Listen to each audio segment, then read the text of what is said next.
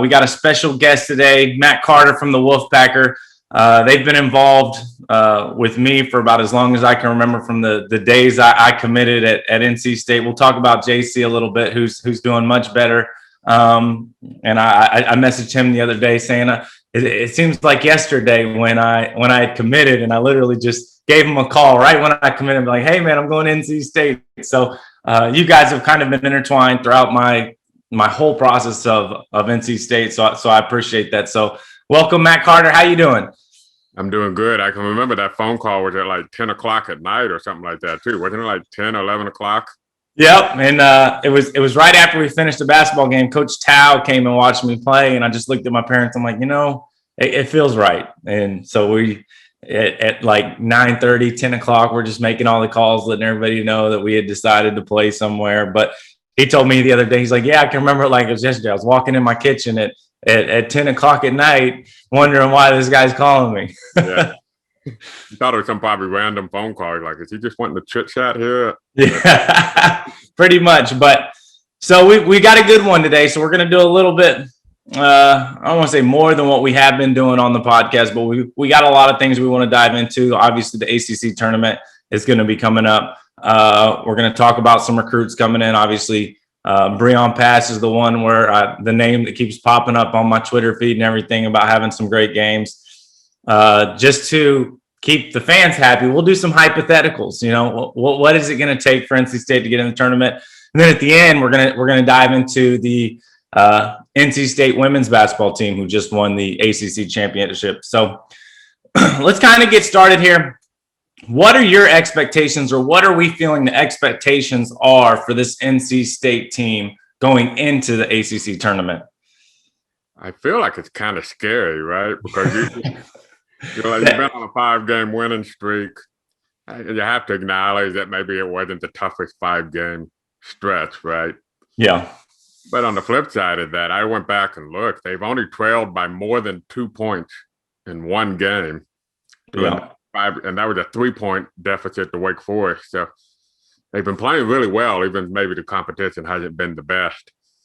And then so you're waiting for that. You've been around NC State long enough now. You're waiting for the shoe to drop, right? And then you look at the bracket and you're like, hey, but we played Syracuse well. We could beat them, and we just beat Virginia, and maybe there's a path. And then you try to remind yourself, don't think like that, because you if you do that. And I will say the one thing is you kind of mentioned it, is the one thing that's really scary, and I feel like it's just a typical NC State fan thing to do, is 5-game win streak. You ain't heard that many times, 5-game win streak in the ACC. So kind of talk about that and what that has done for team morale, because I know I put out a tweet the other day. I was just saying, even during this streak, it was just the bench was going crazy. They were creating an atmosphere, which is something that is very underrated, especially when there's no fans or very little fans in the stands. Now you have the bench kind of acting like that crowd and kind of pumping the noise to get these guys going a little bit. Kind of talk about that 5-game streak and how you think it has kind of boosted the morale of the team and really got them going. Yeah, I think for the freshmen in particular, because I think they needed some success. I think Cam Hayes had kind of hit a little bit of a wall. I mean, you know as well as anybody in the ACC. Yeah. That first time going through it, you don't really know until you go through it, right? And, for Cam to get some success, and, you never want to see a guy get hurt like Thomas Allen did, but I think it kind of defined everybody and their roles, and it gave them a formula, and everybody knew what their role was going to be. They kind of tightened up that rotation to a 7-man rotation. And as you mentioned, I think there was a lot of buy-in. You have to give Kevin Creech credit, too, because when you lose to Duke, the way they lost to Duke, kind of demoralizing. You're 4-8 in the ACC. We've seen teams in the ACC go the other way. Yeah. And, they bought in, they believe, they know what their responsibilities are. The freshmen have tasted some success. And voila, you went 5 in a row. You kind of wish it would have been 6 in a row if you gotten a chance to play Virginia Tech.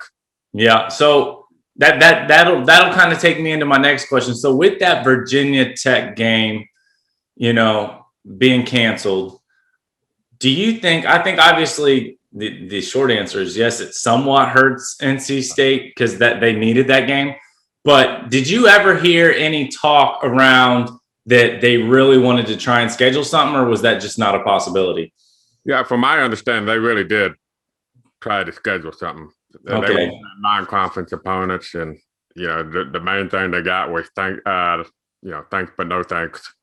Yeah. Well, I feel like it just comes at the end of the year where a lot of teams, they're either playing well or not playing well, and some teams are probably like, I just want to get my season over with. And then you got some other ones like, dude, I'm on the bubble. I'm not trying to risk a loss coming down to it. So I feel like that really fell at just a bad spot.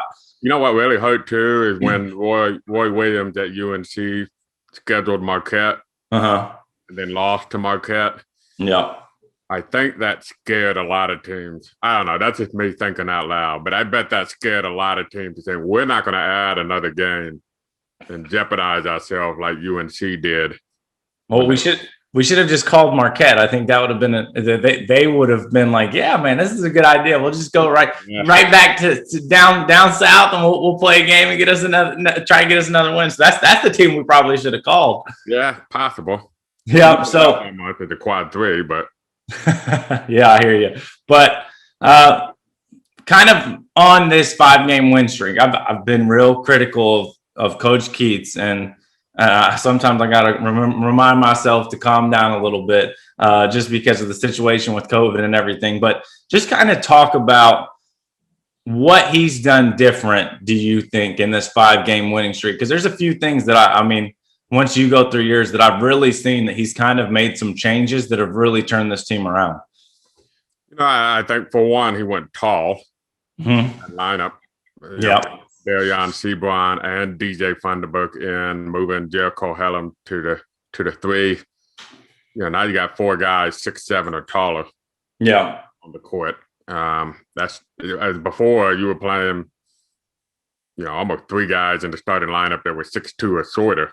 Yeah. So I think that was one, the tightening up of the bench, which he kind of had to do. Yeah. Thomas Allen got hurt. That was kind of another noticeable thing. I think the offense, playing inside out. Yeah.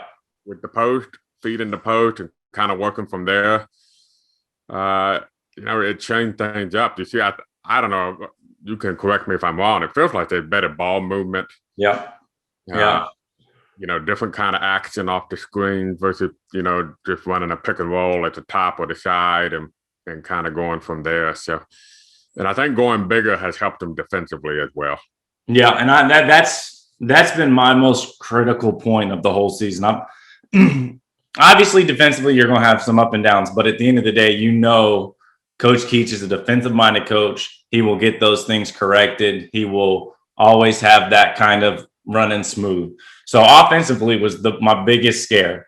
It was a little bit of there's a lot of pick and roll, especially early on, which again, when you have Devin Daniels out there, who's one of the best pick and roll players, it makes it really easy. And I think kind of when he went down, they tried it for a game, maybe 2 games. And then he realized he's like, I don't have my best pick and roll player on the floor anymore. So now they've really gone, like you said, that in and out basketball. And even they still run, a good amount of pick and roll. But the main thing is they have movement. Even if they're running pick and roll, you still have 3 guys on the court.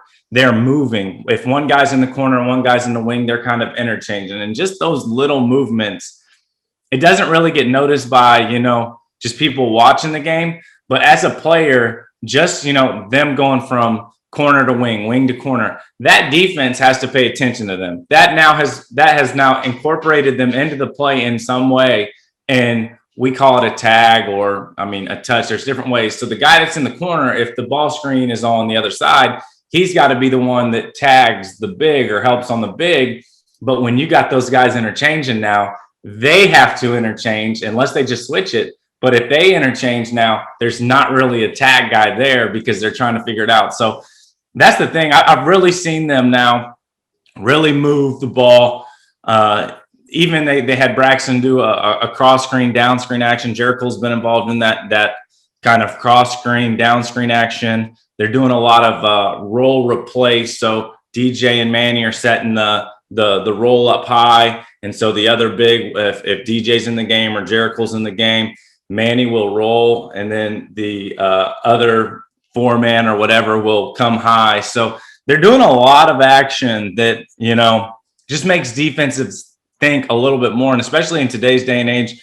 And I think the game that really bothered me was just the Florida State game, just because they're so big and they switch everything. It's very hard to get, a switch or create a matchup problem because they're so athletic. But at the same time, it's Florida State. It's the one team I don't want to see. So. No, I don't think there were a lot of, I remember Joe Giglio was talking about how you had to pull for UNC to NC State could be the 8-9 seed. Yep. At the time, Florida State looked like they were going to be the 1 seed because who thought they were going to lose to Notre Dame? Weekend. You really want to be that 8-9 seed playing Florida State? Yeah, I can tell you. It's the one thing I've been telling everybody, even the ones that are still kind of down on NC State, I keep telling them, I'm like, listen, there are a lot of teams in the ACC right now that aren't great. Right. You can literally beat any team. For granted, I don't want to see Florida State. That they left a very bad taste in my mouth. I don't want to see them, but Virginia does not scare me. I think if you can play a good game and knock down some shots, that game becomes just a normal game. They're not the team that they were, where they could really create havoc on the defensive end, really pack it in, and then close out because they have some athletes at the 2, 3, 4 position. That's just not the same Virginia team. So they don't scare me as much. Virginia Tech's an interesting team, but they're at the bottom of the bracket. So, we won't see them till and I think that's just the weird part about the ACC this year is there's so many opportunities there, but at the same time, you have to understand you could lose on any night. That's right. And it was the same. I don't want to say it was the same, but it's the same way in the sense that when I was playing, the worst team could always beat the best team. But the difference is Carolina was always, a 4-loss, 5-loss team. Duke was always a 4-loss, 5-loss team. It was just a little different because you knew they were going to be at the top. They were going to be 1, 2, 3. You had teams that were going to be 1, 2, 3. I'm trying to think who the other team. Virginia was. They were just becoming good with Joe Harris and them really starting to kind of create what they wanted there. Okay, back then, right? Maryland. Yeah. Maryland, yeah. But there was you always had like that top 4. You could pretty much flip a coin and they would juggle. This year, you have no idea what's going to happen.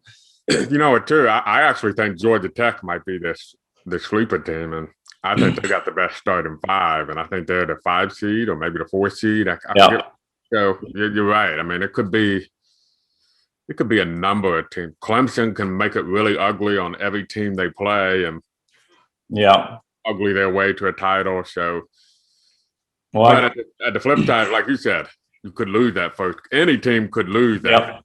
We just saw State lose at Notre Dame. So literally any team could lose. It's that time of year again, folks. Conference tournaments are tipping off. Bubble teams are making their final push for a bid while the best teams in the country are gearing up for a deep run. Auto bids will be punched. Slippers will be fit. And our partners at DraftKings Sportsbook, America's top-rated sportsbook, are putting our listeners at the center of the action. If you bet $4 on an underdog in a select game this week, and that underdog wins, you win $256. That's right, $256. Here's how it works. Download the app now and use promo code FIELD68 when you sign up. Scroll through the select list of underdogs, bet $4 on them to win, and cash $256 when they do. There's no better way for you to put your college hoops knowledge to use than to put your money where your mouth is with DraftKings Sportsbook. It's safe, it's secure, it's reliable, and you can deposit and withdraw your funds at your convenience. So remember, that's code FIELD68. That's FIELD68 to turn $4 into $256. For a limited time only, must be 21 years or older. Restrictions apply. Go to DraftKings.com for details. Gambling problem, call 1-800-GAMBLER. But kind of going into the next phase of the ACC tournament, let's actually kind of talk about this matchup with the Orangemen. Obviously, we've seen them twice. We played them, I would say, the first game we played them really well. That game we probably should have ended up pulling out.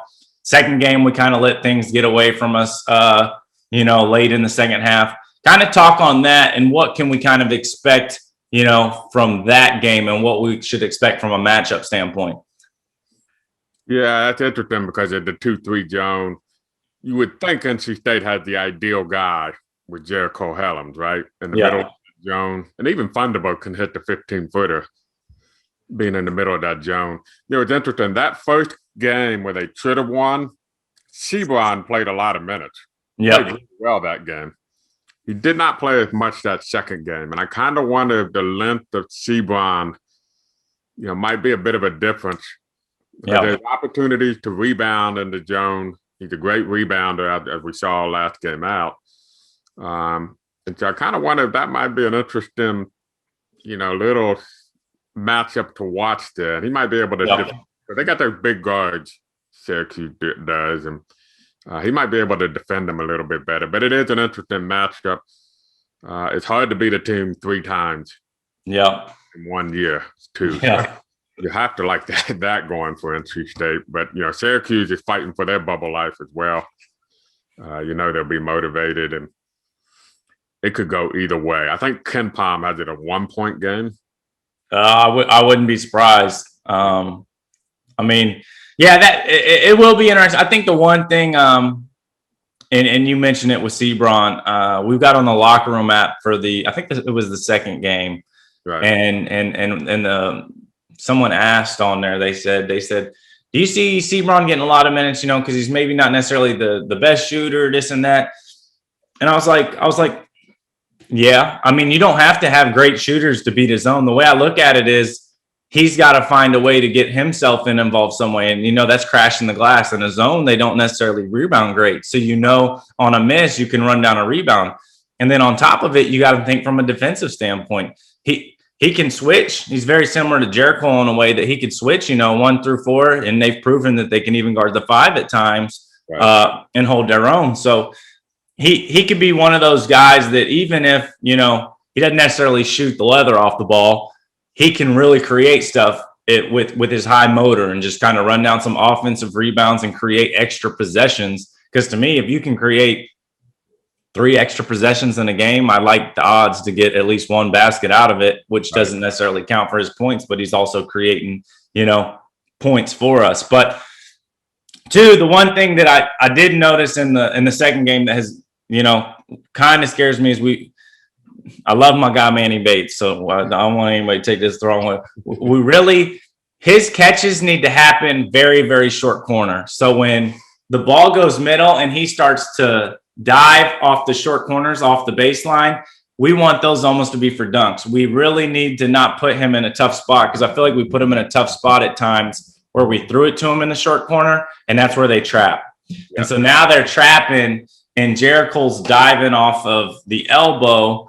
And the other guys coming across, Jericho sometimes open there real quick, but he has to make a very quick decision there. And that's a player that I don't want to have to make that decision. DJ may be a little bit better at it, but I feel like him being 15 feet from the basket, that's a tough decision for, a 6'11", 7-footer that's got to make a cross-court pass or something to hit an open man. So that's one thing that I hope that they're kind of a little bit more cautious on, is really hitting him there. Because I think he had 2 or 3 turnovers that he just kind of got in a tough spot and had to make a tough pass. You just reminded me. I think that second game was kind of the first of those back-to-back really terrible turnovers. Yep. Games. And you're right. I think Bates had about 3 of those turnovers. And I think Syracuse was almost baiting into that. Yeah, like you talked about, Helens would cut down from the elbow. I think Syracuse was almost baiting them into that pass, and they would step in the passing lane and get the steal. Yeah, and then another thing popped in my mind. I don't know how I just remember watching the game, and now all of a sudden I'm remembering everything. Yep. But out of bounds underneath. we had two, I think it was back-to-back turnovers when the ball was taken out underneath. Yeah. And it didn't really look like we ran anything. So hopefully we run something this time. And honestly, worst case scenario, just send someone back, get the ball in bounds and give yourself a chance. I tell even kids that I'll be around that I may work out or something. I tell them, I'm like, listen, if you turn the ball over, that's a chance you don't get to score. You got to at least give yourself a chance to get the ball up on the basket. And you never know, that could lead to, a whole nother possession if you get an offensive rebound. So you got to give yourself a chance. And that's one thing we struggle at was that, out of bounds underneath, because we didn't give ourselves a whole lot of chances. Yeah, I remember. And the other thing I remember about those games is Alan Griffin seemed to have a hard time defending. Alan Griffin. He went on. So, that's the hard part about Syracuse. They got a couple of guys in Boeheim and Griffin. If they're making shots, they become really hard. Yep. And by no means that Syracuse is a solid team. I think I really like our odds against them. I think especially if we can get the ball in the paint to Jericho consistently and really let him make plays. He's got to make quick plays, but just make plays off of it and really limit the turnovers. Because my whole philosophy when teams play zone, for granted, Syracuse has been doing it for years, so they're great at it. There's no reason in a zone, you should have 15, 16 turnovers. You got to take care of the ball. That number needs to be down by 8, 9 at the, and just give yourself possessions. You got, what is it? It's down to 30-second shot clock now. Is that what it is? Yep. 30-second shot clock. So just kind of take your time, get the ball in the zone, make good passes. And then when you get a shot, you got to take it. Don't second guess a shot. Just get it up on the rim. So let's say we beat Syracuse. Right. We get Virginia. This is where some hypotheticals come in. Now we're getting, some people are saying we're on the bubble. I don't know if we're necessarily on the bubble yet. I'd say we're kind of on the outside of the bubble. You got Virginia next. So say we beat Virginia. Right. Are we in the bubble? Are we just inside the bubble? Like, what does it look like then? This is where JC would have a good time because he always calls me, he makes fun of my bracketology nerdism, if you will. Why? Because it's not yellow page form? No, I'm not yellow page form. I'm a nice classic word seed or whatever. But first of all, bracketology is not hard, right? I don't see people get paid all this money. It's really easy to do. You're really arguing about 3 or 4 teams. Yeah. I think NC State, if they win those two, this is where Virginia Tech hurts. Yeah. Add Virginia Tech and you win that game, then the combination of beating Syracuse and Virginia would put you squarely on the bubble. Yeah. But by losing Virginia Tech, I think if you pulled off that double, depending on what happened elsewhere, you're probably now in the conversation where you're going into that semifinal game and people are saying, if they win this game, they might be on the verge of stealing a bid from another team. Yeah. Type of deal. So that's why I think losing Virginia Tech hurts. They still only have one quad one game. Quad win. And if you beat Syracuse, they're 49 in the net. Yeah. Top 50 is a quad one on a neutral court. So if you beat Syracuse, are they going to stay top 50? Or they're going to drop away. And then so you could still theoretically be like 1 or 2 quad one wins. Yeah, that's just hard. That's why I think realistically, if you win those first 2, you're putting a whole lot of pressure on that. You put a spotlight on yourself. Yeah. Going into the semifinal, but maybe not quite yet on the bubble. Yeah, and that's where I've been kind of, because I said it probably about a week and a half ago. I said, assuming we went out, which would have been with Virginia Tech, I said 2 games in the ACC tournament puts you right there. Yeah. Like maybe not in, maybe not out, but at least you're there. Now you're in a conversation. And kind of looking at it now, I think it's more, you got to get Virginia, which I think is doable. For granted, you got to win your first game. I think it's doable. We've done it. We played them. Coach Keats has always played Virginia very, very well. So You get that one. And then logically in my mind is if you can beat the 1 seed, now you can beat Virginia Tech is what, a 4 or 5? I think they're the 3. So I think you would play Georgia Tech or Clemson. Oh, yep. So then you got that. Did we play Tech this year? No, Georgia Tech was one of the games. Yeah, see, so we didn't even play Tech. So it'll be new for both teams. And I feel like that kind of is going to play to our advantage. Obviously, it's in Greensboro. It's kind of in our backyard a little bit. So that becomes interesting. But my whole philosophy is, man, if you get through Virginia, why not just win it all? I mean, you're right there. I mean, obviously you got Florida State to contend with, but again, it just comes down to the same thing in that this ACC, anybody's beatable. And we're hot right now. If you can stay hot and get those 2, you might as well just roll with it and don't look at it as, oh, if we win this one, we'll be on the bubble. You might as well just go in with the mindset, hey, I'm packing, 8 days of clothes. I don't know how many it is now with this bracket since they got more teams now, but I'm taking 8 days of clothes and I'm trying to win it all. Well, you know better than me. How much is fatigue a factor at that point? I mean, it's big, but at the same time, I mean, even after a game, because I love this style. There was nothing better. I shot some of my best games in the Greensboro Coliseum. I absolutely loved this. Yeah. That you do get tired. There's no question about it. But at the same time, they got a 12 o'clock game. So that, they finish their game. They'll be back around 2:30. Okay. They'll have a masseuse there. They'll have all their trainers there. They'll have ice baths. They'll have access to whatever they want. It'll basically be a fresh start. A lot of coaches, I don't know what time the next game will be against Virginia. Do you know the starting time? That would be noon. So, okay. So you got a noon game there. I'm getting a call from my sister-in-law. Sorry. You got a noon game there, so you don't really gain too much of an advantage, but you're probably not going to have a walkthrough. So probably what you're going to do is you'll probably, after your dinner session, you'll just do some quick video work. You've played them already once. You played them good, so you'll just kind of go through that, some things you can do better.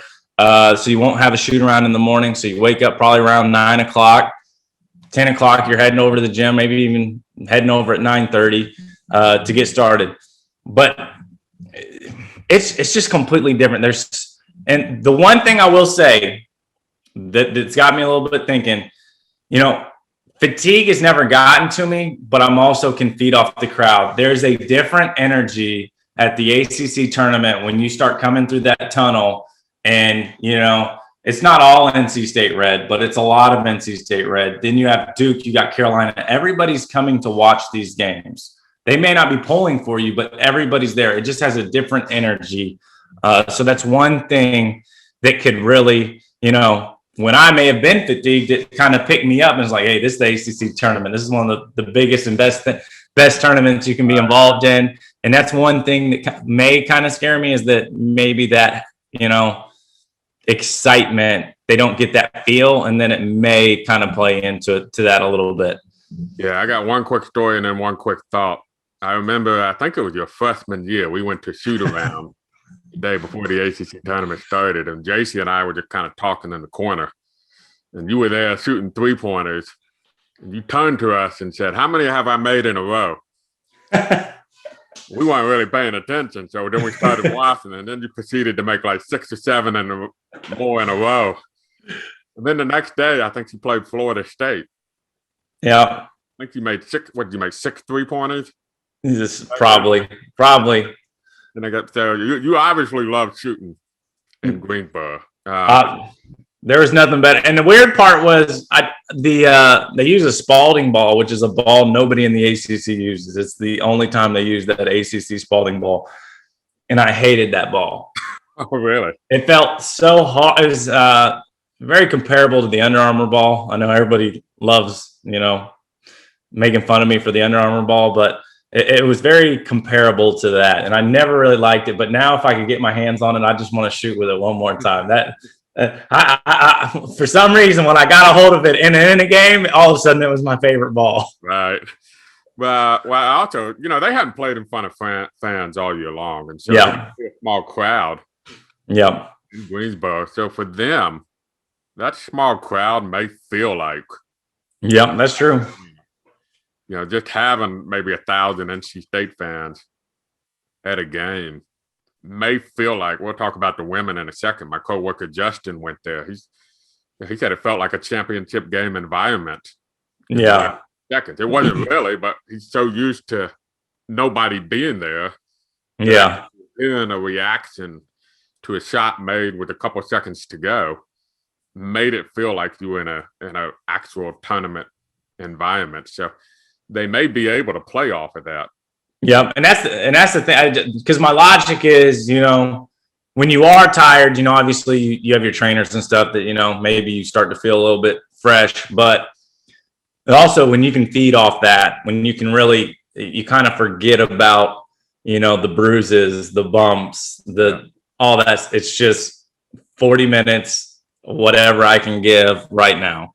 Yeah. So hopefully that works out. So let's kind of move on now. Let's talk a little bit about the NC State women's. It's been a big topic that people have been wanting me to talk about the NC State women's on my podcast for a little bit now. So we're gonna give them their shout out. I know Coach Westmore lives in my community, so I got to get them talking about it a little bit. But how about that game? I mean, I was sitting at Sammy's. Even at half capacity at Sammy's, people were going crazy. It was so fun to watch. It had a moment there where it was like, okay, we got to really pick it up. But again, just coming in the clutch, making shots, getting stops when they needed it. Kind of talk about the women's team there and what you got from that game.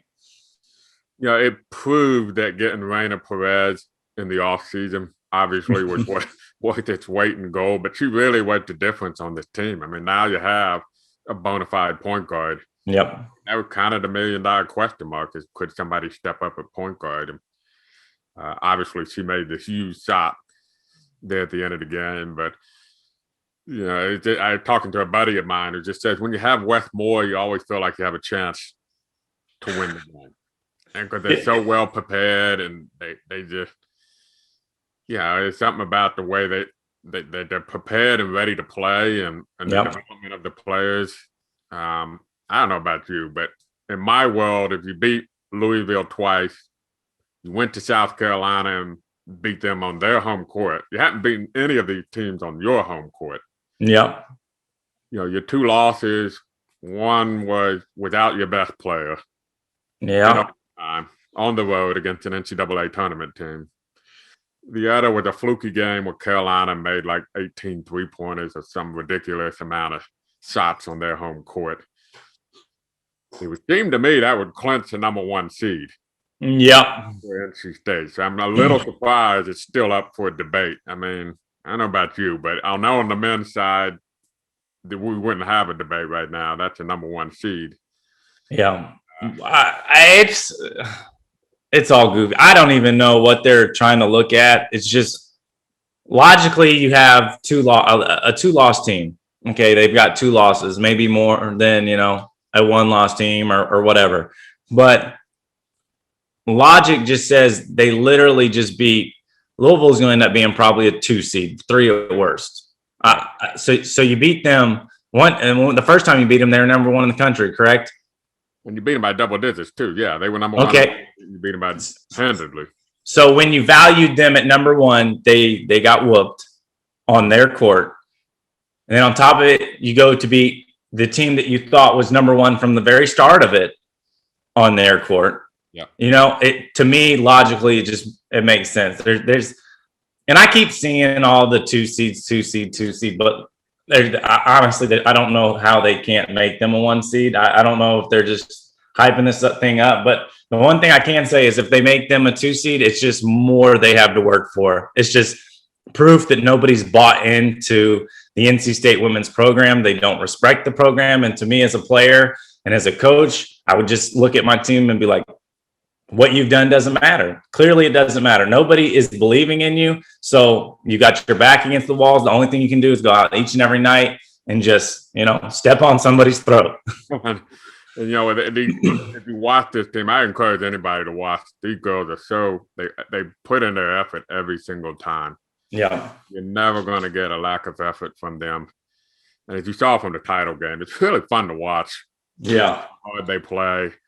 They play such great defense.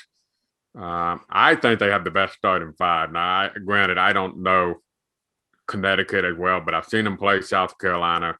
I've seen them play Louisville. I would put their starting five against those two teams at a minimum. I think they got a real shot. And, with the tournament being played in Texas this year, 1 seed, 2 seed, I'm not sure how big of a difference that makes. Ultimately, you're going to have to play each other to get to the Final Four. Yeah. So, on a neutral court. But I do think it's a respect thing. I think these girls have earned, these women have earned this respect to be a 1 seed. And they're an elite program right now. And I think there's a lot of pride to be taken in that if you're an NC State fan. Well, and I hate to say it, but the one thing I've learned, especially throughout professional sports and even with my quick stint in the NBA, a lot of it does come down to politics. It's just like, you really going to put UConn if they're really close to being a 2 seed. It's just they've got so much respect for Coach Gino and all that other stuff going on, and that that's sometimes how it works. But at the same time, we may not get respect right now, but if we're holding up a big trophy at the end, you best believe that they'll be getting some respect then. Yeah, and how exciting is that? Just openly talking about that, and not like being in a fantasy world of Hey, I'm a straight shit. That's the one thing everybody's learned. I'm a straight shit. I don't hold nothing back. I've seen it all. So listen, they ask a question, I'm gonna answer it. It may not be the nicest answer, but I'm gonna give it to you. And a lot of it's politics. And guess what? It's easy to get mad about it, but it's also easy to kind of have that chip on your shoulder and say, you know what? They can't be politics once I step on the court with some of these teams. So hopefully that's their mindset, and I'm sure it is, like it's been the whole year. So to me, they're going to get the respect. It's just a matter of time. So I mean, the biggest thing too is they've proven to themselves they can do this. Yeah. They've beat. And when you beat the best teams in the country, or who they label as the best teams in the country, you can beat anybody. And it's like you kind of said, the 2 games they lost, okay, UNC got crazy hot. It happens from time to time. It's not going to happen every game. It's going to, from time to time it happens. But, I mean, really, they've been right there. They're so close to going undefeated. I mean, they're, a couple misses away, a couple defensive stops away. It's not like, they're getting beat by 30, got beat by 31 game. It's just games that they've been in, tight games that they've had opportunities that, sometimes you got to pat, a team on the back and say, hey, what can I do? So, but all right, well, that's my women's NC State spill. So I hope they keep playing as well as they have been. I know the buzz about them is crazy. I can't get on anything without seeing something about the NC State women's team. So hopefully they can make a really, really, really long run in the tournament, which I think a lot of us have that confidence they will. So let's kind of get into the recruits a little bit. Let's talk about some recruits. This isn't something that I pride myself on being really knowledgeable about. I have heard about a lot of them. I feel like I'll butcher the names if I even start trying to say some of them. You want me to say it for you? Yeah. Taquavion. All right, that's the other one I know, because he played Breon in the playoff game. Yep. And then we got Breon Pass. We got one guy, Ernest Ross. That's right. He's from Florida. That's right. I watched one of his games the other day. Another very, very talented guy. Who else we got? Is it just 3? That's it right now. All right. That's a great class. So kind of touch on each one of them and just kind of talk about, obviously, you got this team and you kind of have an idea of who's going to come back on this team. How do you see them integrating, into the future NC State team? I think the guards are really good fits. Now, I had not seen Ross in person because of the pandemic, and he's in Florida.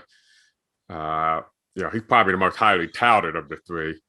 Yeah. I had not seen him in person, but I went to the Breon Pass versus Taquavion Smith game, and you know, Taquavion just, he got no fear, right? Yeah. Like he in his mind, he knows he belongs on that court. He knows he's the best player on the court. He loved interacting with the crowd. It was at Reedsville High, so he was the road team, and he was having a blast, going back and forth with the students at Reedsville. So, he's not shy about shooting it. It kind of reminds me a little bit of an Al Freeman from a few years ago. Yeah. Maybe more in a Markel Johnson type body. Yeah. But he might be more of a shooting guard version of Markel Johnson. Okay. Breon just has an it factor to him. Yeah, he just, whatever he does extremely well. I mean, he averages over 30 points a game. He averaged a double-double with rebounds.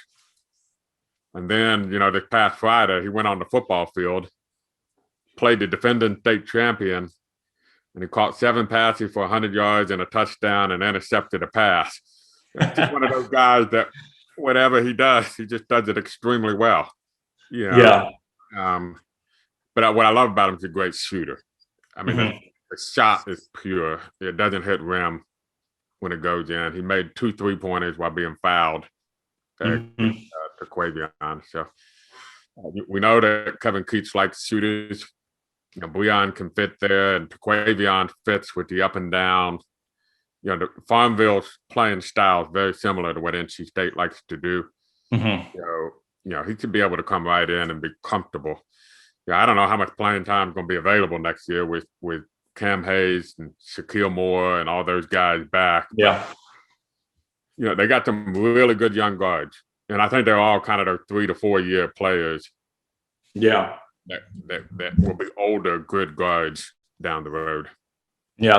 And I think from what I've seen out of them, I think they're all highly skilled, highly talented.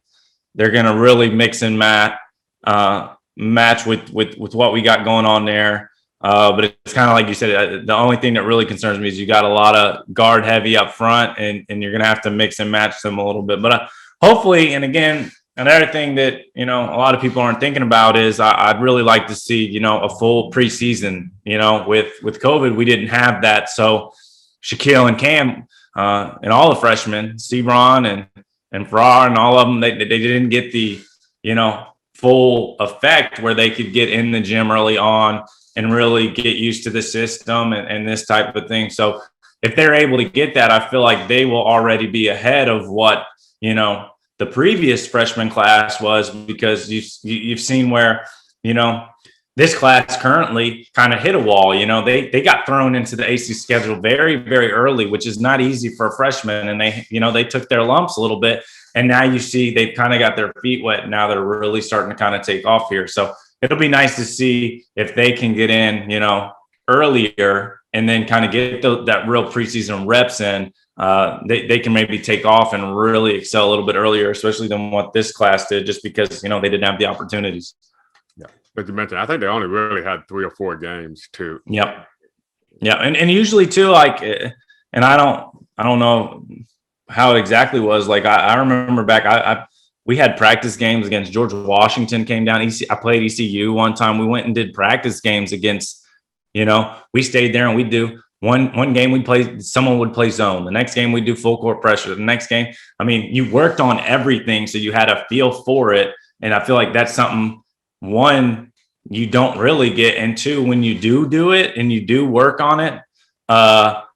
It's against your own players. You kind of, there's something to be said about, like, listen, I love my guy Stotts Battle. He's my guy, but I can literally tell you what he's going to do. I mean, you practice against him for so long and you get a feel for these guys. You kind of have an idea of what they can do, how you can force them into something. So it does help kind of playing against some other guys and getting those extra reps in. So, all right, we've got 3. They're just kind of goofy. Have fun with them questions. I do it at the end of every episode.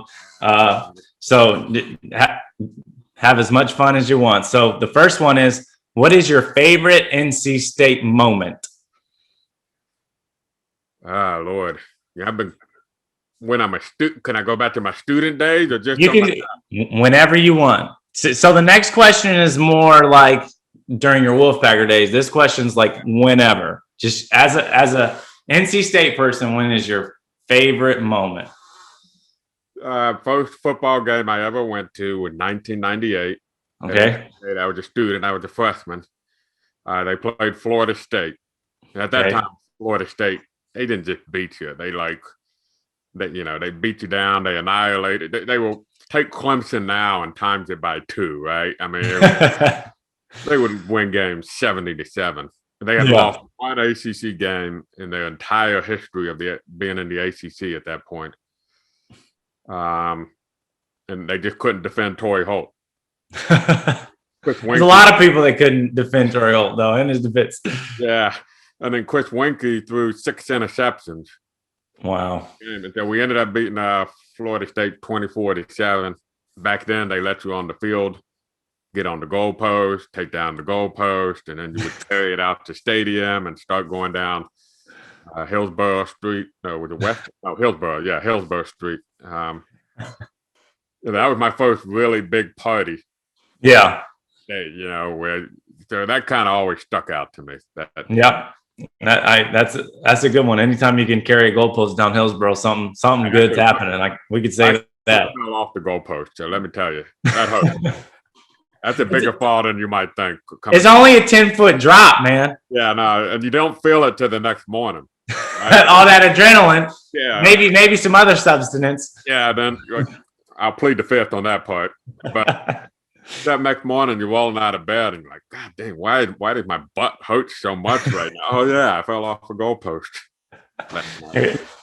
All right, so the second question is your favorite quote during an interview that you've had.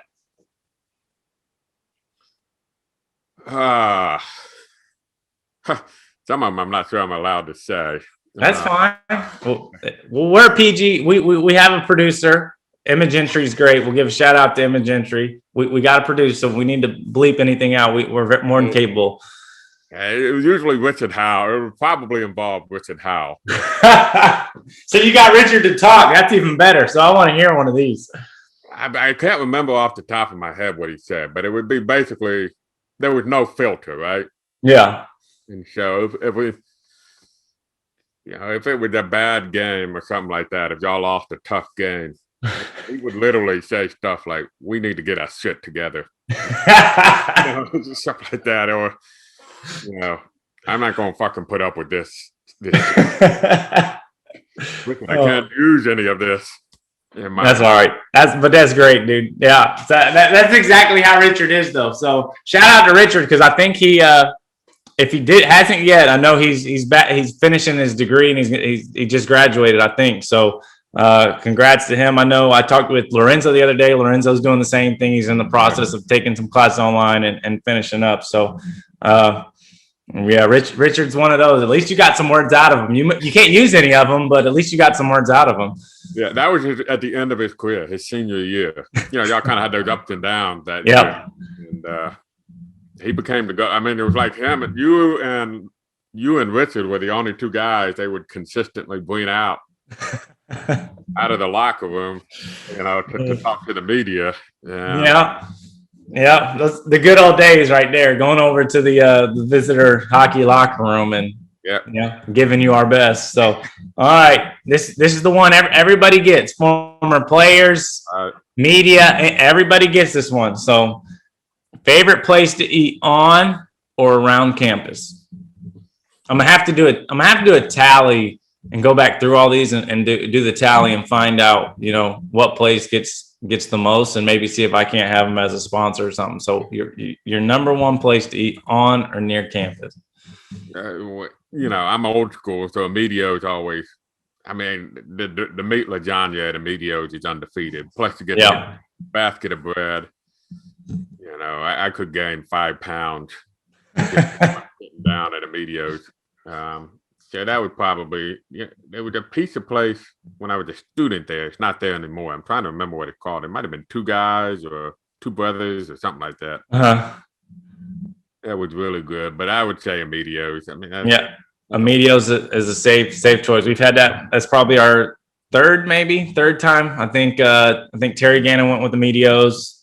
I'm gonna say we had one other person on here that said Emilio's, but again, everybody, that concludes Scott Wood's One Man Wolfpack. I appreciate everybody listening in. As always, Matt Carter from the Wolfpacker, thank you for having us. Hopefully NC State can pull. I hope NC State can pull out this win against Syracuse and get this one against Virginia, so we can really start stirring up this bubble pot a little bit. But please, everybody, like, subscribe, all that fun stuff. Matt, again, thank you. Appreciate you coming on, and go Pack.